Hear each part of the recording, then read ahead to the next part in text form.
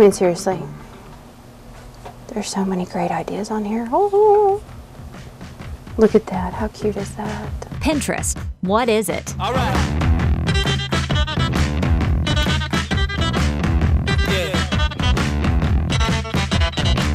Like, it's its own entity. It's its own world. A few of the basics. The site is by invitation only. You have to be invited by a member to join. You create a profile with boards. You can name these boards whatever you please. You pin pictures to those boards from websites and other people's collections. And if you don't want to commit to pinning a pic, you can always just like someone else's. All of us are like on it here. I mean, and in fact, we follow each other here and we'll walk by and go, did you see what I posted on Pinterest? Oh no, I gotta go see. Oh my gosh, look at this. We're conducting a little social experiment here at the Channel 8 offices. We're gonna ask these ladies to show us their Pinterest. Let's go. Do you mind showing me your Pinterest? Sure.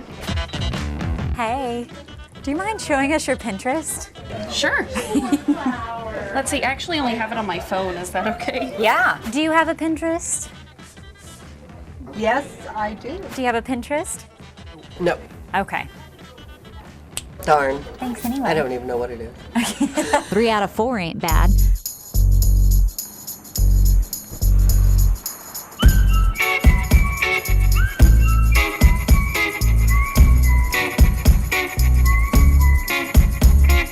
Women tell me they use the social site to find do-it-yourself projects, cute pictures, recipes, and even snarky or inspirational quotes. But the site isn't just about shopping, eating, and home decor. Tulsa event planners like Christina Lee Clayton use the site for business and pleasure. At a first meeting, they're like, oh, here's my Pinterest page. Clayton says she's been pinning for about 1.5 years now, and at this point, she's pretty much an expert. I explain Pinterest as a place to keep all of your ideas without saving it on your personal hard drive. Not only does she plan other people's events, Clayton is planning her own September wedding, with the help of Pinterest, of course. I wanted love. I needed love. Most of all.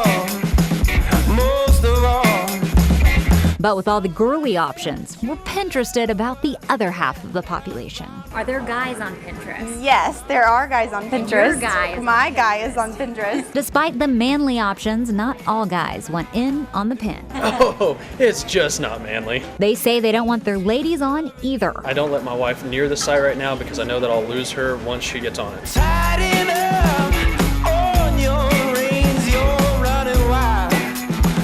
Running wild, it's true. Smith isn't the only one suffering. Cole's brother-in-law says he isn't happy about his wife's addiction either. He said he was a widower because my sister and I are like crazy about it and we'll spend hours at night on it. And he's lost his wife to Pinterest. Want to peek my Pinterest? For me, it's all about the sassy board names. All right, there's not a lot yet, but it's still a work in progress. Oh my God, Laura, this is the easiest thing ever. After this story, I'm a little more Pinterested than before. Please show me how, oh, show me how to get right. Laura Moss, Tulsa's Channel 8.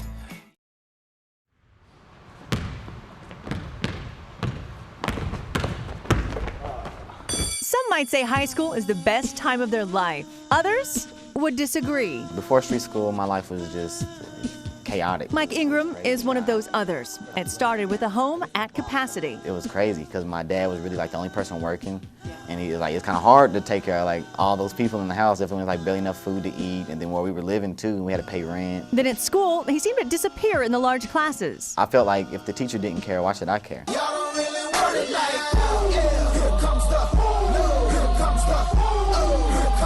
He got in with the wrong crowd, skipped classes, and was told he'd have to repeat the 9th grade. And I was like, okay, that's real bad.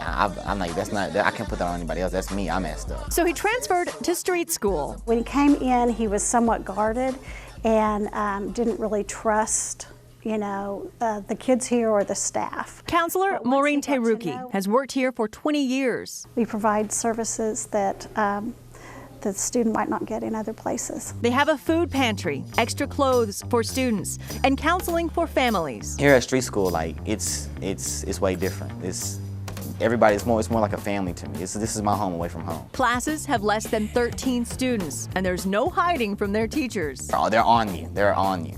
just like your parents would be. The teachers are like that here. It's pretty intense here.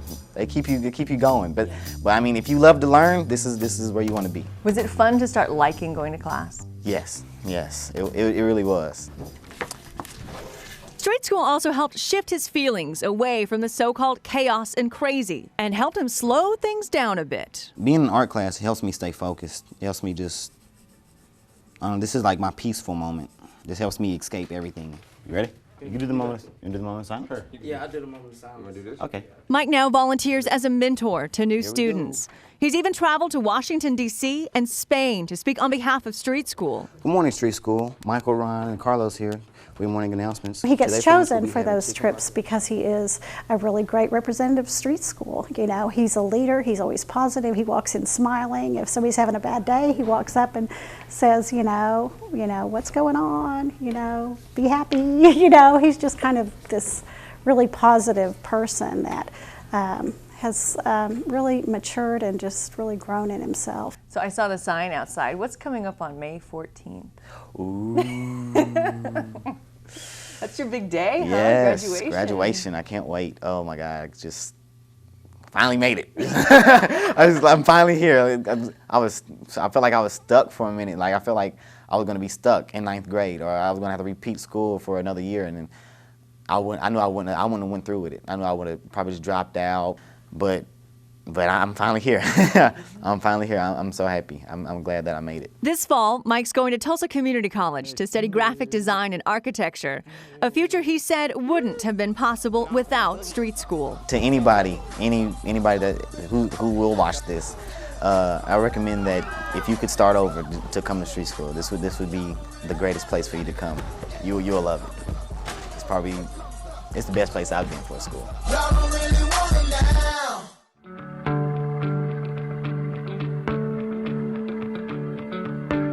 We have a lot of Pitcher residents, we have a lot of Joplin residents they get extremely scared when severe weather comes. This is something to help them maybe get a little less scared, maybe approach it in a more, I got a plan, I can do this. What do I want to say on Facebook? At this time, the tornado warning has been issued. This is an exercise. The tornado warning has been issued. All staff and visitors are to proceed to the EOC for sheltering. This is a general broadcast to all mobile and fixed units. Be advised at the end of this broadcast, the sirens will be activated.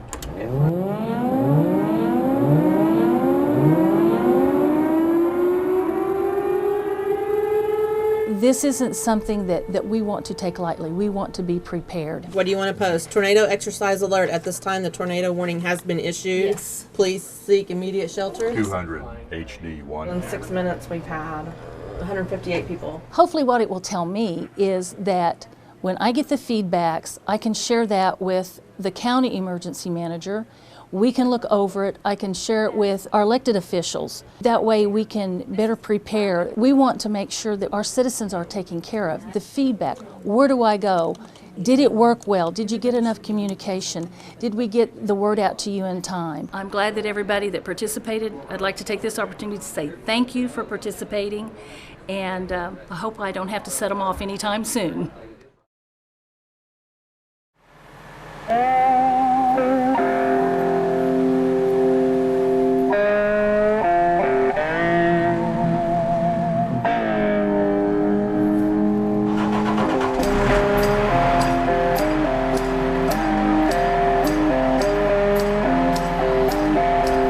Replacing the steeple that was damaged in a recent windstorm a year or so ago. My name is Willie Lewis, and I'm the senior pastor here. Redeemed by Grace Church. Tagline's on in a couple spots before we pull on it.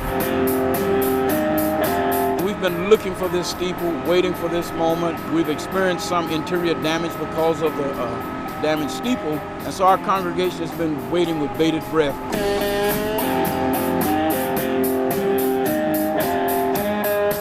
Well, the steeple is like a beacon.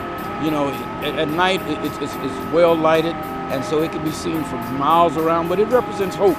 And that's one thing that people need in today's world. They need hope. And so that's what we're here to provide for them. As the Lord would enable us to do it, we're going to do what He wants us to do.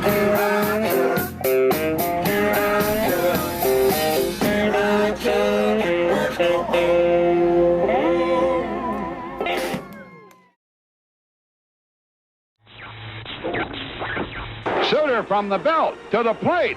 A swing and a miss, and that's a winner! That's a winner! I counted them. There was 45 players that are in the major leagues this year that have worn a driller's uniform. We have maybe 30 tickets still available. You would really need to snag them up. How many seats did you need together?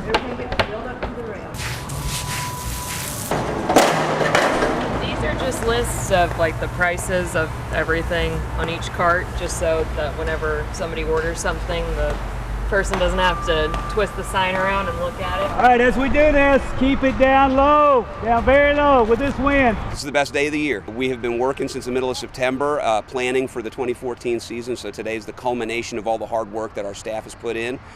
We couldn't wait for it to get here soon enough. Give them solid footing for tonight's game. It's the crossing the T's, it's the dotting the I's, it's getting the ballpark clean and ready for our fans. Everything that we do, all the hard work we put in the off season, it's all for our fans to try to make this season better than the last, and last season better than the previous one.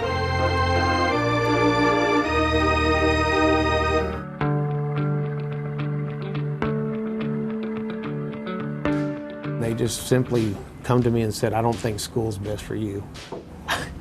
And I was kind of shocked at that, and I just agreed with them. Maybe it's not. Oh, Lord, heaven knows we belong way down below. Sing it. Many are finding themselves under the watchful eye of prison guards. I might not even be here if I would have went to school and did what I was supposed to do. I scanned the ground below looking for any signs of movement. 38-year-old Kenneth Carter could barely read the word written on his back when he started doing time at Jackie Brandon Correction Center. I could read, but I didn't comprehend what much of the reading was about. Poor reading and school funding are part of the school-to-prison pipeline, but zero tolerance and suspension are others. I have foster children that have been suspended from preschool and kindergarten.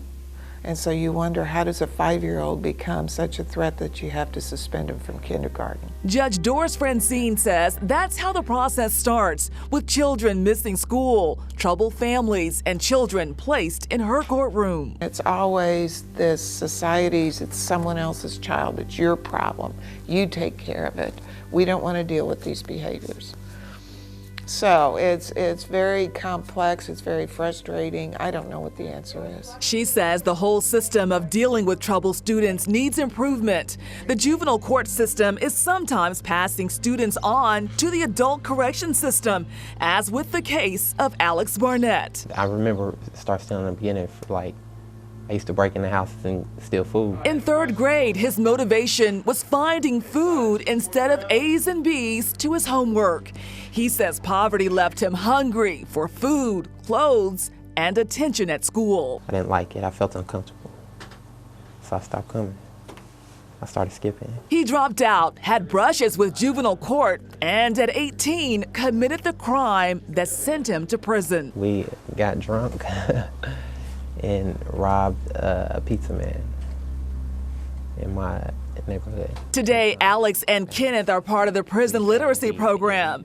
Alex, who chose to steal instead of study, is now teaching reading. Kenneth, who struggled to fit in, picked up where he left off in 3rd grade. In the paragraph, the eagle is described as floating effortlessly. In the context of the word effortlessly means the same as... I have a range from people who come to me that cannot read at all to people on a 5th grade level. Tina Holder says 10% of the prison population is below a 6th grade reading level. Many of their problems started years before in the pipeline in front of a juvenile judge. By the time I see them in the delinquency realm, yes, they've disconnected from school. They have. Their grades are poor. They have been suspended a number of times for behavioral issues. Their parents have given up. Judge Francine says students must have their education at some point. Many are finding it here, where studies show reading will make the difference in their success. I know that the more that they learn, the better they're going to do when they get back on the street. To stay out of the pipeline, Kenneth will have to fight for sobriety after decades of addiction. And after his 12-year sentence, Alex will re-enter the world with a GED at 28. I blame myself because I didn't go. I'm the one that, it's like I don't want to go to school. I believe I play a part in it, failing myself. with my actions.